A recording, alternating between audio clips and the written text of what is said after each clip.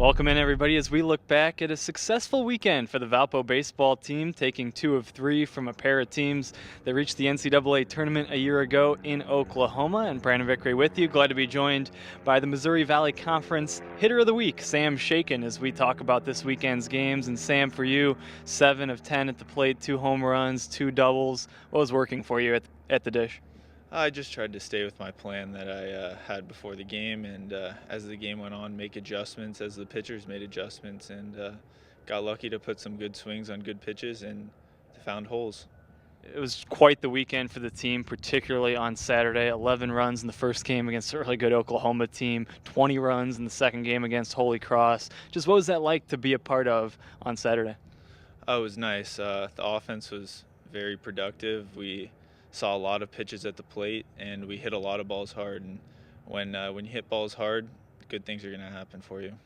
The early season is always a challenge offensively, but yet through 6 games as a team hitting .311, just what's been different this year as a team at the plate? I think we're really just sticking to our plan and getting the pitches that we want to hit and laying off the pitches that we don't, and that's what's going to come down to. As we look ahead, a spring break trip coming up that I know a lot of guys are looking forward to, the chance to get back closer to home. What's this trip going to be like for your team? It's going to be fun. We're going to get to go play on the West Coast, a couple warm places, which is going to be nice, and see some new teams that maybe we haven't seen before.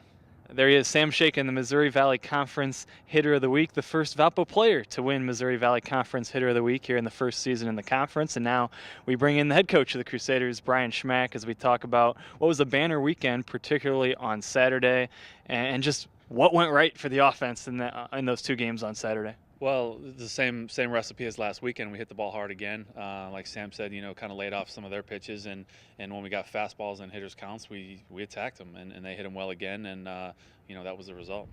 Sam was your leading hitter a year ago, and he really showed up this weekend, 7 of 10, and getting the conference honor. What'd you see out of him? Yeah, same thing. He doesn't try to do too much. Like I said, he has his plan. He sticks to it.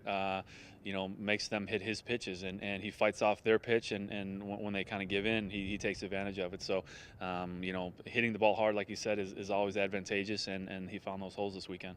Let's talk about a couple of the members of your pitching staff as well, because there certainly was a lot of offense, but also in Sunday's 10-inning loss to Oklahoma, a great showing out of Wes Gordon.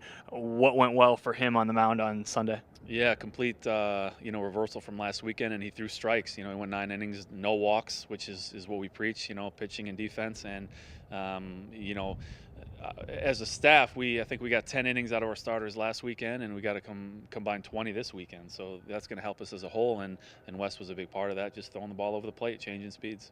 Trey Furketic has been tough to hit against 2 quality opponents in Alabama and Oklahoma. What have you seen out of his stuff in his first year with your team? Yeah, his ball moves like crazy, sinker, slider, whatever it may be.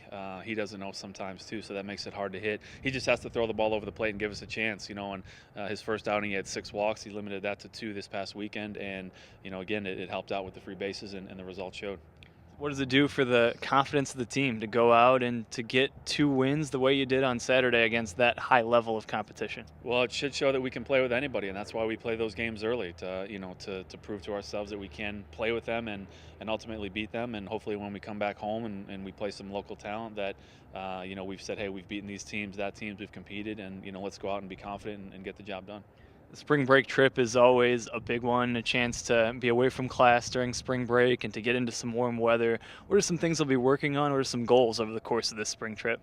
Again, just continue what we did. Like Sam said, the weather's going to be a lot better out there. It's going to be warmer, which is going to be nice to go out and not have to layer up and just play baseball. We are playing different opponents. They are difficult. A lot of times you go out there, all the competition is good. So for us, we're just going to take care of what we can, and hopefully the results are similar. There he is, the head coach of the Crusaders, Brian Schmack, after his team takes 2 of 3 this weekend against a pair of quality foes that were both coming off wins over nationally ranked teams the week prior. Crusaders back in action this week as they hit the West Coast for their spring break trip, and we'll be back to talk about it in a couple weeks when the Crusaders return to campus as we inch closer to the start of Missouri Valley Conference play.